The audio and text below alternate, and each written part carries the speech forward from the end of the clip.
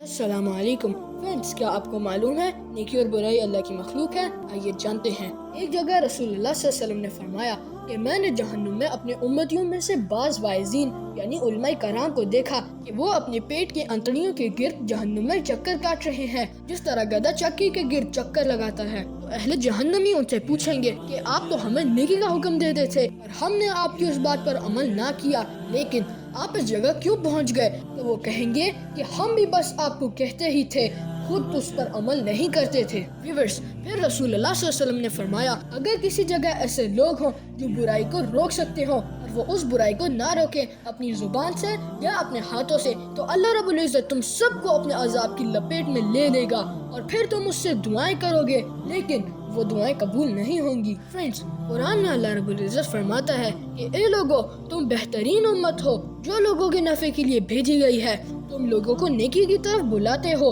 اور برائی سے روکتے ہو اور اللہ رب العزت پر ایمان لاتے ہو۔ Viewers, this is very important. یہاں پر اللہ رب العزت نے ایمان کا ذکر 3rd نمبر پر کیا ہے، کیونکہ ایمان کامل ہی اس کا ہے تو نیکی کی طرف بلائے اور برائی سے روکے۔ فرینڈز، پھر دوسری جگہ حضرت ابوبکر صدیق رضی اللہ عنہ نے قرآن کی آیات تلاوت کی کہ اے ایمان والو، اپنے ایمان کی فکر کرو، اگر تم ہدایت پر ہو تو کوئی گمراہ شخص تمہیں نقصان نہیں پہنچا سکے گا۔ پھر حضرت ابوبکر نے لوگوں کو کہا کہ اگر تم یہ آیات پڑھ کر یہ سمجھتے ہو کہ تم خود تو نیکی کا کام کرتے رہو اور جو برائی کر رہے ہیں ان کا وبال تم پر نہیں پڑے گا، تو یہ مطلب نہ لینا اس آیات کا۔ اللہ کی قسم، میں نے خود رسول اللہ سے سنا تھا اگر کہیں پر کچھ لوگ موجود ہوں اور وہ لوگ برائی کو ہوتا ہوا دیکھیں اور اس سے روکنے کی کوشش نہ کریں، ان قریب اللہ رب العزت ان سب پر اپنا عذاب بھیج دے گا۔ پھر اللہ رب العزت فرماتا ہے اے لوگوں، کوئی جان کسی دوسری جان کا بوجھ نہیں اٹھائے گی۔ ویورز، لیکن جہنم کی آگ سے صرف وہ لوگ بچ سکیں گے جو یہ 4 شرائط پوری کریں گے۔ ایمان لائیں اللہ پر، پھر نیک کام کریں، حق پر چلنے کی تلقین کریں اور پھر صبر کی تاکید اور وصیحت کریں۔